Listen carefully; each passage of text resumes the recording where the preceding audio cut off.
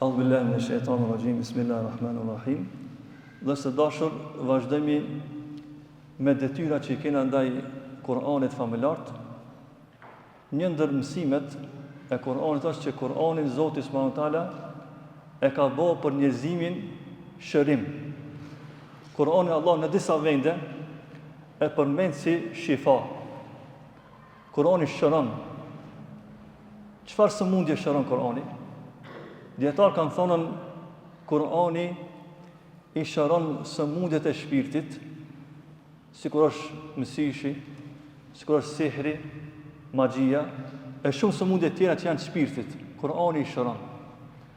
Gjithashtu i shëron sëmundjet që janë psikologjike, sikur friga, stresi, ankthi, e shumë sëmundje tjera, Kur'ani i shëron. Gjithashtu Kur'ani i shëron edhe sëmundjet që janë fizike.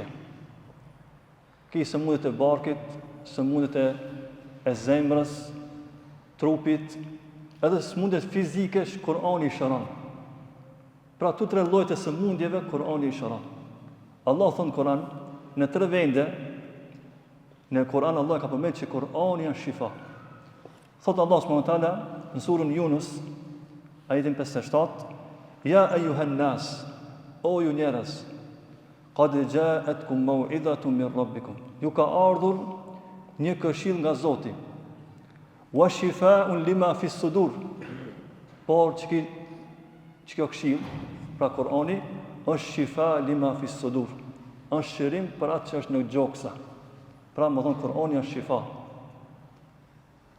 Wa hudan wa rahmatun lil mu'minin. Është udhëzim edhe është mëshirë për besimtarët. Pra këtu e shohim, Allah përmend që Kur'ani është shifa, është shërim. Në një ajet tjetër thotë Allahu në Kur'an, në surën Isra, ajetin 82, thotë Allahu wa nunazzilu minal Qur'ani ma huwa shifa. Dhe ne kemi zbrit nga Kur'ani, pra Kur'ani është shifa, wa rahmatun lil mu'minin. Edhe është rahmet për besimtarët. Edhe këtu Allah përmend që Kur'ani është shifa, pa pikë dyshimi. Muslimani Kur'ani do të më pa si një burim ku i shëron zemrën, i shëron ndjenjat, e shëron edhe trupin. Dhem barkit, dhem krija, lexoj Kur'an vetes. Se Kur'ani Allahu e ka konsideruar shifa. Në një ajet tjetër Allahu Qul huwa lil ladina amanu hudan wa shifa.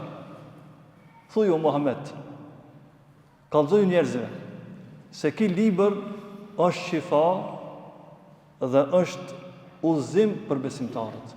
Prap, era e tretë në Kur'an, në 3 vende Zoti po thotë që Kur'ani është shifa. Një ditë për ditëve, pejgamberi alayhis salam ka hyrë në shtëpinë e vet. Dhe ka pa Aishën, gruën e vet, duke e frije një gruaj tjetër. I ka thonë pejgamberi Aisha, çka ka thonë? I ka thonën Ali gjiha bi kitabillah. Mjekoje këtë sëmurën me librin e Zotit. Pra sa mi ka thonë Aishës, mjekoje, shëroje këtë gruaje me Kur'an. Pra kuptimi që Kur'ani është shifa. Edhe mesela e fundit, si me mjeku vetën me Kur'an. Dietar kanë thonë ka 2 forma. E para, duke i bërë rukje vetës, ose dikuj tjetër, dhe e dyta duke e lexu Kur'anin, edhe duke ndalen, duke meditu. Nëse ndalesh, e lexon Kur'anin, edhe mediton, e kupton, edhe mundosh ta jetosh, është shifa. Kurse rasti i parë, rukja.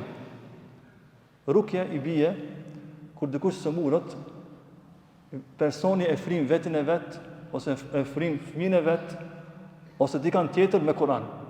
Me të dhe sure, fillimisht, rukja më e mirë është rukja që bëhet me surën Fatiha. E merr fëmijën, ose plakin, ose atë smutin, ja lexon 7 herë surën El-Fatiha. Elhamdulillahi Rabbil Alamin, deri në fund. Edhe këtë një mesele, shpesh njerëzit kur smuhen, thonë pa tjetër të me qute hoxha. Nuk është pa tjetër, si cili për neve që e din Fatihan, mund me ja lexu fëmijës vet.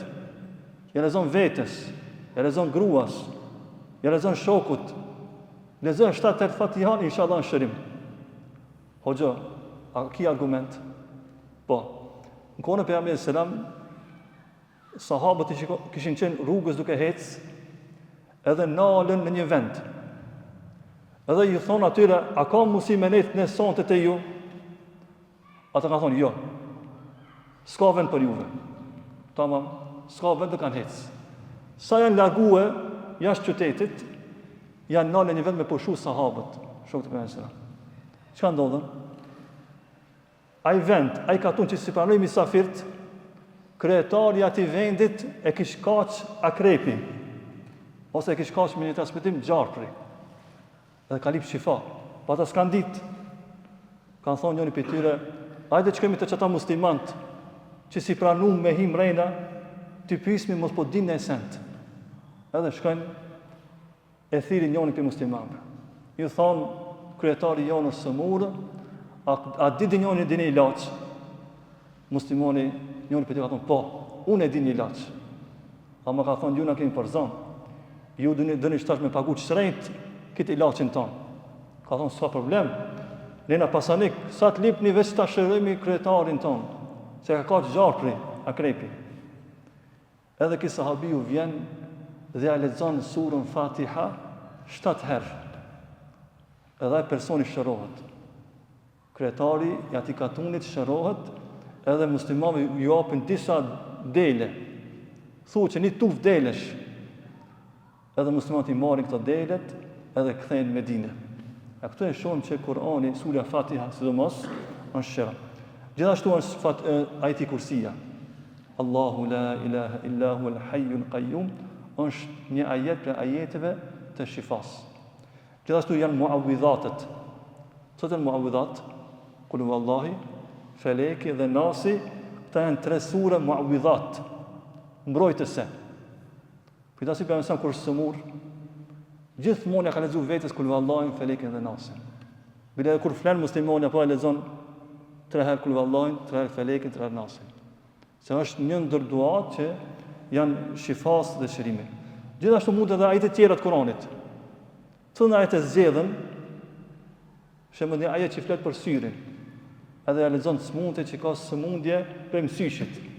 Ja lexon disa herë ajetet dhe inshallah Kurani bëhet shifa, më thonë, për shërim. Pra, më thonë, mesazhi për sot është muslimoni duhet ta shikon Kur'anin si një burim i shifas, i shërimit. E lutim Allah subhanahu wa taala që Zoti ta bëjë Kur'anin për neve shifa nga gjitha smundjet që janë të shpirtit apo logjika apo më thonë fizike. Wa aqulu ma tasma'un wa akhiru da'wan alhamdulillahi rabbil alamin.